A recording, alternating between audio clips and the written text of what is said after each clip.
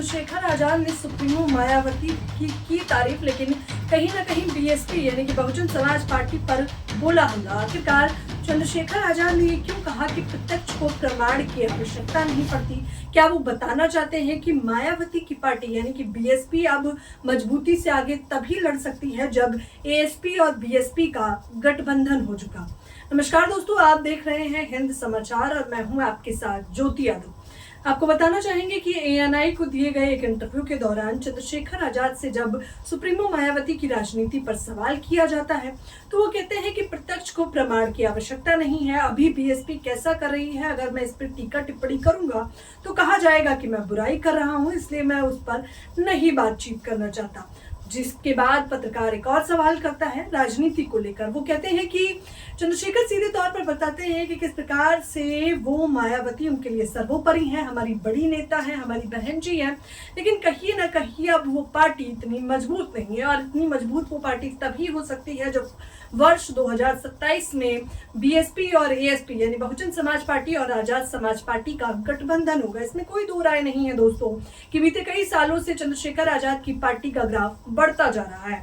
बिहार में चुनाव आने वाले हैं, लेकिन हरियाणा से लेकर राजधानी दिल्ली तक में हर जगह चंद्रशेखर आजाद ने अपने प्रत्याशी उतारे, ये देखने के लिए कि आखिरकार समाज में उनकी पार्टी की कितनी उन्नति है और कहीं ना कहीं उनका ग्राफ बढ़ा भी है। तो चंद्रशेखर आजाद को ये समझ आने लगा है कि वर्ष 2027 में वो कमाल कर सकते हैं, लेकिन उन्हें सुप्रीमो मायावती के आशीर्वाद और उनकी पार्टी के सहयोग की भी बेहद आवश्यकता है। अगर मैं कहूँ कि एक पार्टी को दूसरी पार्टी की आवश्यकता है तो ये सही नहीं होगा। दोनों ही पार्टियों को एक दूसरी की आवश्यकता है वर्ष 2027 के चुनावों को लड़ने के लिए। चंद्रशेखर आजाद यही नहीं रुकते, उनके नीले पटके के बारे में भी पत्रकार सवाल करता है तो वो मुस्कुराते हुए जवाब देते हैं कि ये समानता का है। इसे बाबा साहब भी धारण करते थे, मान्यवर काशीराम भी धारण करते थे। आज महामहिम राष्ट्रपति द्रौपदी मुर्मू ने हमें नाश्ते पे बुलाया हुआ था, जहां पर मुझे ब्लू मैन भी कहा गया। ब्लू मैन का टैग चंद्रशेखर आजाद को दिया गया। उन्होंने बड़े ही गर्व से बताया कि ये पटका हमें समानता सिखाता है। सिर्फ यही नहीं,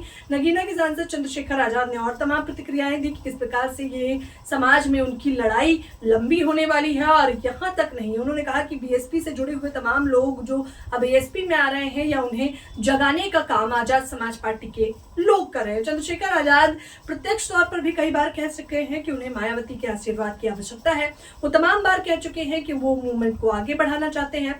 उन्हें हर बार इस बात का इंतजार रहता है कि सुप्रीमो मायावती आखिरकार कब जवाब देंगे। लेकिन सिर्फ ये नहीं, आपको बता देना चाहेंगे चंद्रशेखर आजाद ने यहाँ तक कहा कि हम तो आगे बढ़ाना चाहते हैं पार्टी को, मूवमेंट को, लेकिन बीएसपी के लोग तो हमारे ऊपर ही हमलावर रहते हैं, तमाम टीका टिप्पणी करते हैं।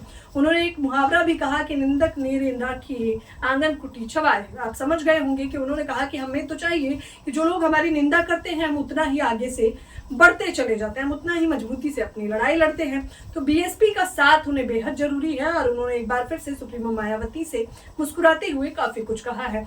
इस बात के बारे में आप लोग भी मुझे अपनी प्रतिक्रिया कमेंट बॉक्स में जरूर दें। हिंद समाचार को सब्सक्राइब नहीं किया है तो सब्सक्राइब करना ना भूलें। धन्यवाद।